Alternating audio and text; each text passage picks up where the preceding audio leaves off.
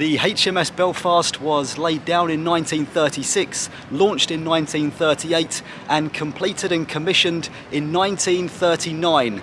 I'm currently on the walkway about to enter the ship. I'm in central London. It is floating on the River Thames, and the signs here on the walkway take you back in time through all of the service that the ship was involved with, including, as you can see, visiting San Francisco, Singapore, Hong Kong.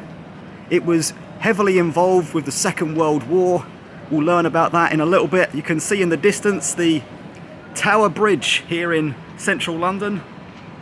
The Tower of London is over there on the left, and the ship is even further on my left with the City of London behind it.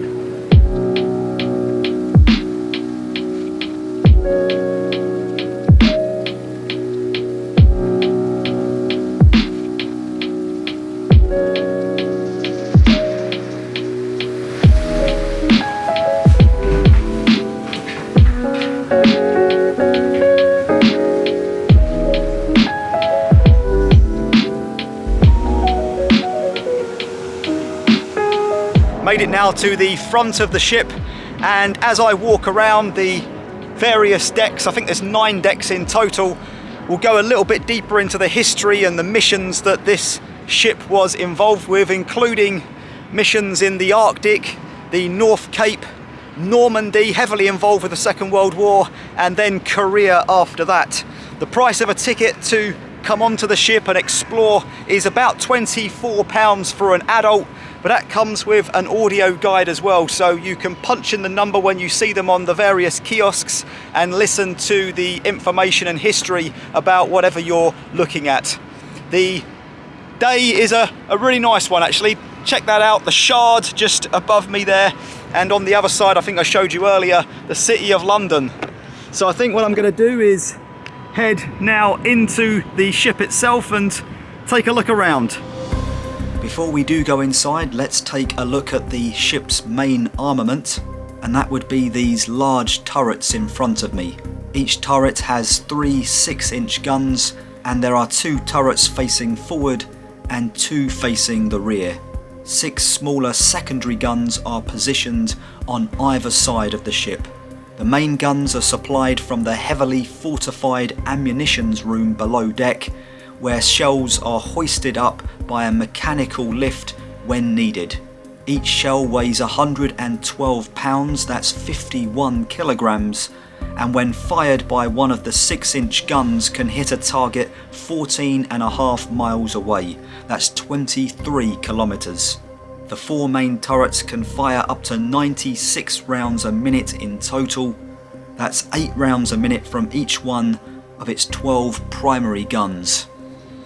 I guess if I'm giving you a tour of the ship, I should say that toilets are on board, which is always good when you're on here for quite a few hours.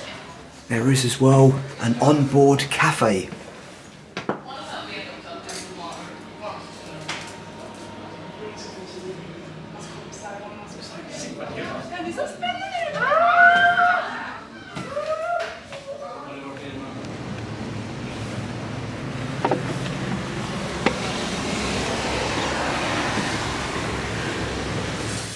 Just climbed up those steps, and I'm now at the Admiral's Bridge. This is where the Admiral would have sat and commanded other vessels, because of course this was a flagship. The HMS Belfast was a flagship, which means essentially it was a command ship and it commanded other vessels in the area, and the commander would be the Admiral. So he would sit here, he would evaluate where all of his resources, and he would have sent them on missions and given them tasks as he saw fit. This is some kind of radar system, and you can see just down here is exactly where the Admiral would have sat, looking out here, and as I said, directing his troops. I've just stepped out of the Admiral's Bridge, which is through there. I think I'm on the 2nd deck at the moment, just counting them. And as I come around here, you can see the Shard up there. And then there is the ticket office for the HMS Belfast. That's where I got my entrance ticket from this morning. I'd booked online already. Always best to do that if you can. And then walked along that bridge onto the ship. And what I'm going to do now is just take you through into this area, the electronic warfare office. Now this equipment was removed when the ship was decommissioned in the 1960s because the equipment was still a state secret. There are now examples of what it would have looked like in here. Let's take a look inside the operations room. And this was mission control really.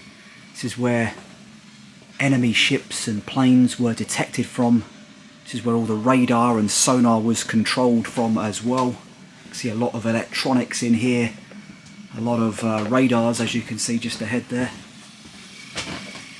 Areas to plot the information on, which is what I guess this would have been.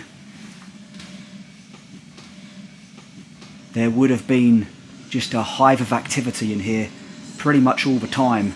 This place could detect enemy aircraft that were 200 miles away, which is pretty fascinating. The compass platform, the area from which the navigating officer and of course the captain of the ship would actually sail the ship from.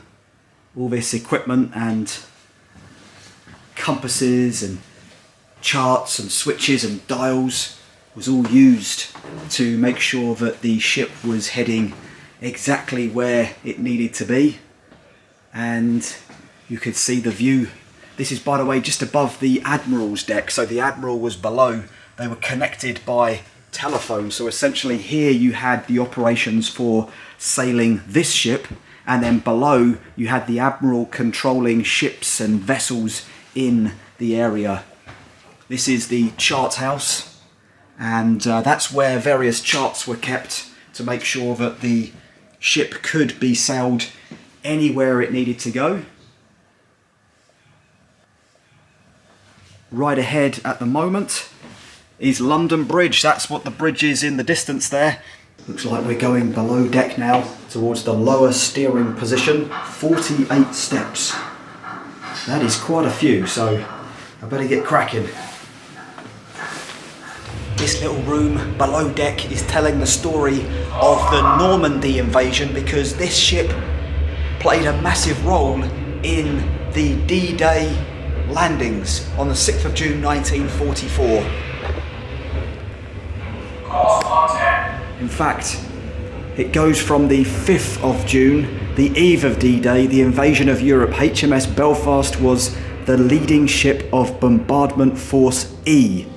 Whilst we're talking about the ship's history, I thought I would give you a little more information whilst I'm looking around. Before the D-Day landings, HMS Belfast escorted Arctic convoys delivering essential supplies from the UK, Iceland and North America to the Soviet Union during World War II. It also fought in the Battle of the North Cape, a naval battle between the Allies and Germany in the waters of northern Norway. She was expected to join Operation Downfall, the Allied invasion of Japan in 1945, but was stood down following Japanese surrender. In the 1950s, she participated in the Korean War, underwent modernizations, and supported exercises and drills in the Far East.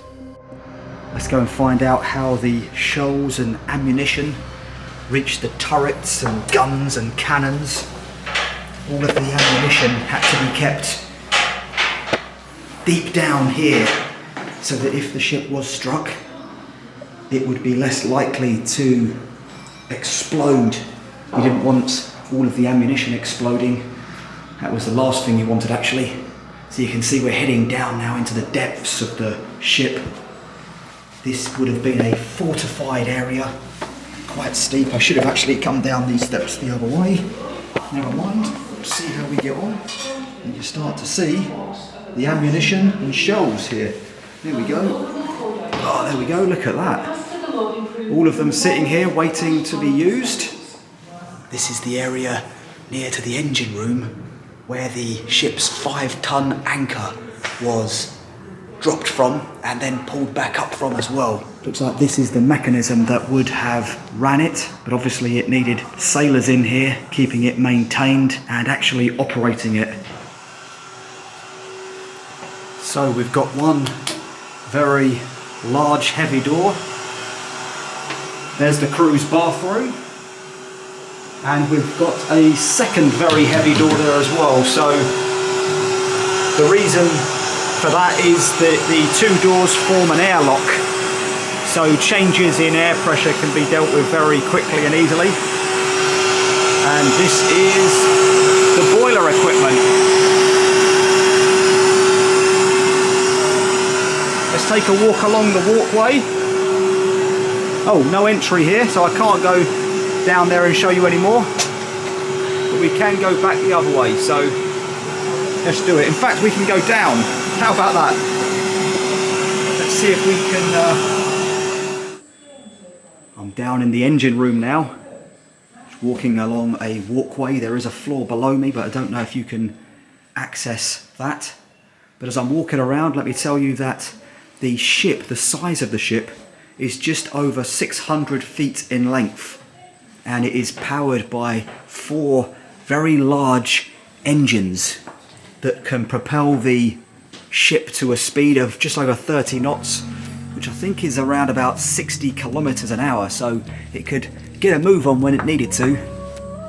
Lots and lots of equipment down here, fascinating to see.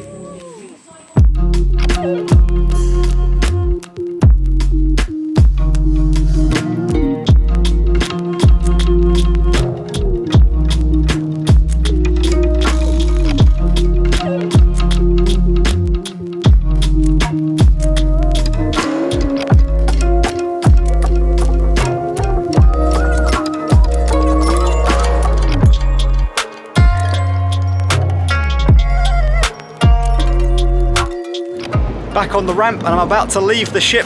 Very interesting, I've got to say. I've been on here for about 3 hours. It's passed really quickly.